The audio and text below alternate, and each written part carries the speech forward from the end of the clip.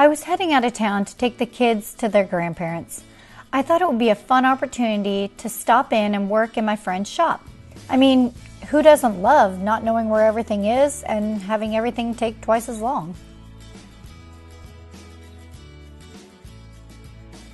I used some scrap plywood to lay out the design and get the sizing right. I can also save this template in case I want to make another one.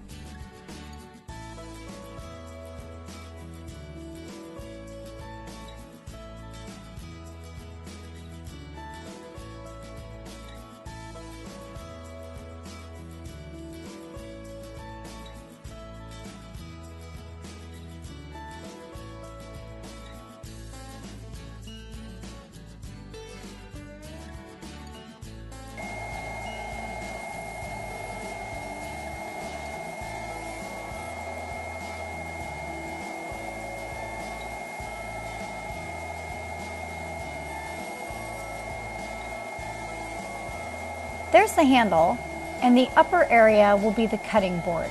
I'm trimming it up and getting the size to where I want it.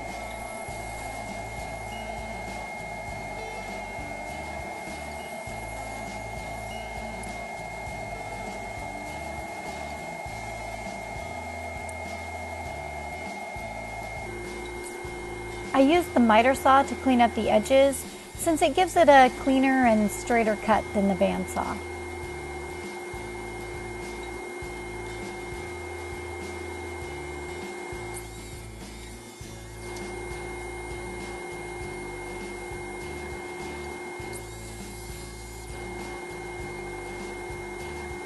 I liked the look and feel of it, so it was time to trace the walnut.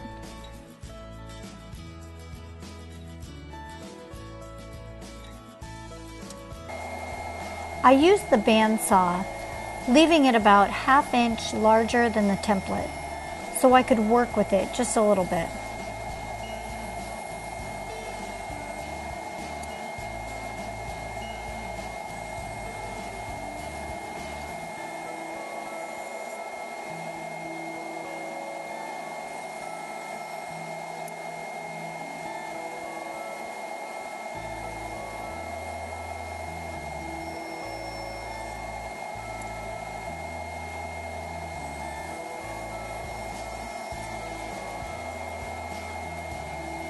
It can be hard to get the tight corners with the bandsaw, so to keep things simpler, I use the drill press to round the corners by the handle.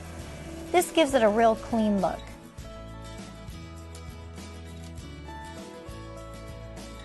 The bandsaw was a couple inches smaller than mine, however it worked just like what I'm used to, so I didn't have any issues. In fact, it cut like a hot knife through butter, so I might be changing my blades.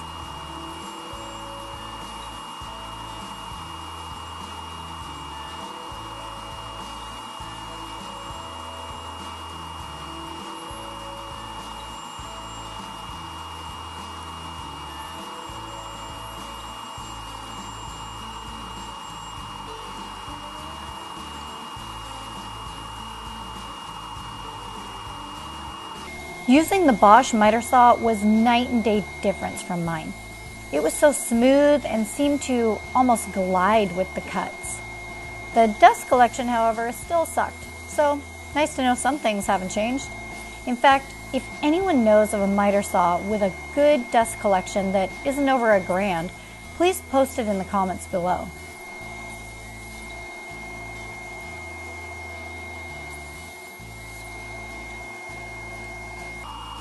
I rounded the corners to give it a finished look.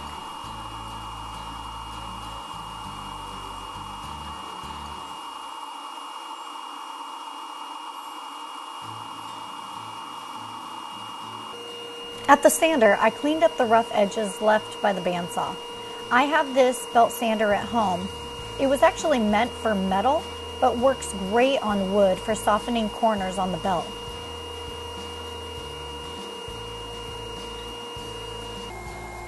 I used a drum sander to sand down the top with a fine grit. I'll still need to go through the grits with my orbital sander, but it definitely saved my arm from a lot of work. I use a drum sander any chance I can get. Sometimes knowing friends with tools is just as good as having them. At this point, I packed up and headed home. I was excited to be working in my own shop again, where I know where things are. However, it was a lot of fun to play with some new tools. And we're home. Let's finish this thing up. I rounded the corners, top and bottom, with an 1/8 inch roundover bit. I did everything but the end with the handle.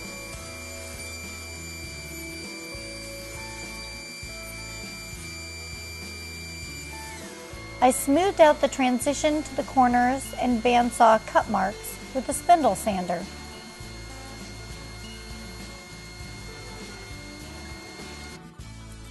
Using the drill press, I made a hole in the handle.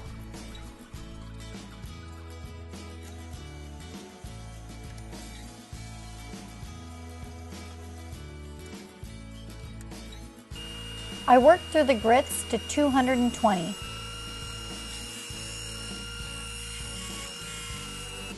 Wetted the board to pull up the grain, and did my final sanding, working through the grits to 600.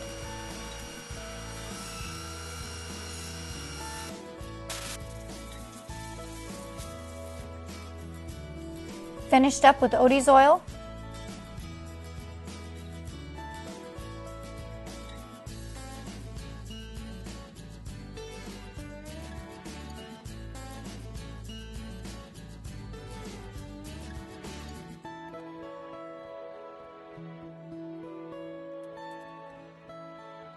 For the final touch, I chose black leather to give it a rustic look to hang the board with.